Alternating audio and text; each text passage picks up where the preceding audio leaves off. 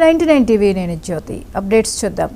SC ఎస్టీలకు ప్రస్తుతం కల్పిస్తున్న రిజర్వేషన్ కోటాలో మార్పులు చేస్తూ వర్గీకరణ చేసుకునేందుకు రాష్ట్రాలకు పర్మిషన్ ఇస్తూ సుప్రీంకోర్టు రాజ్యాంగ ధర్మాసనం తాజాగా ప్రకటించిన తీర్పుపై మాల సామాజిక వర్గం నిరసన వ్యక్తం చేస్తుంది.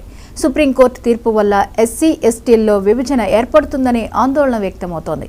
ఈ నేపథ్యంలోనే దేశంలో రిజర్వేషన్ల రక్షణ కోసం పోరాటం చేస్తున్న రిజర్వేషన్ బచావో సంఘర్ష సమితి ఈవేళ భారత్ బంద్కు పిలుపునిచ్చింది.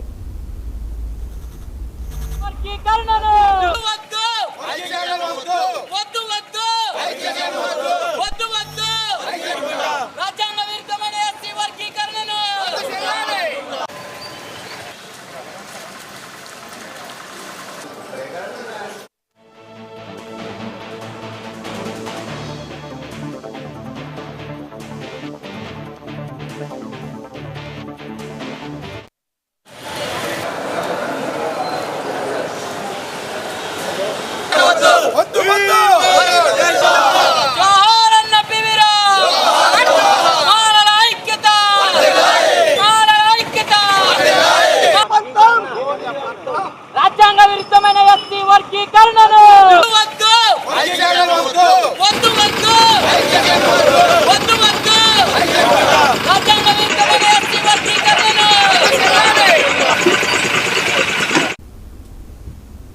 కాగా ఎస్సీ ఎస్టీ వర్గీకరణకు అనుకూలంగా సుప్రీంకోర్టు ఇచ్చిన తీర్పును వెంటనే వెనక్కి తీసుకోవాలని మాల సామాజిక వర్గాల నేతలతో పాటు రిజర్వేషన్ బచావో సంఘర్ష సమితి డిమాండ్ చేస్తోంది.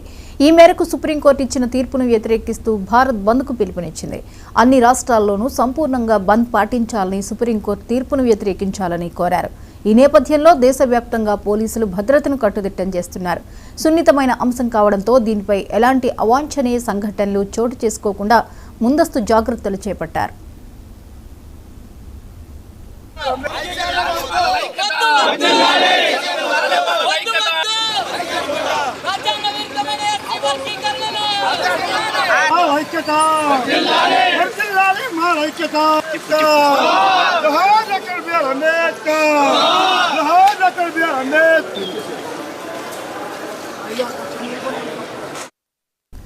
అయితే నేటి బంద్లో అత్యవసర అంబులెన్స్ సేవలు, వైద్య సేవలకు మినహాయింపు ఇస్తున్నట్లు బంద్ నిర్వాహకులు వెల్లడించారు. అయితే ప్రభుత్వ కార్యాలయాలు, బ్యాంకులు, పాఠశాలలు, కళాశాలలు యథావిధిగా పనిచేస్తాయని సర్కార్ చెప్పుకొచ్చింది. కాగా ఈ భారత్ బంద్ పిలుపుతో పలు రాష్ట్రాల్లో ప్రభుత్వాలు అలర్ట్ అయ్యాయి.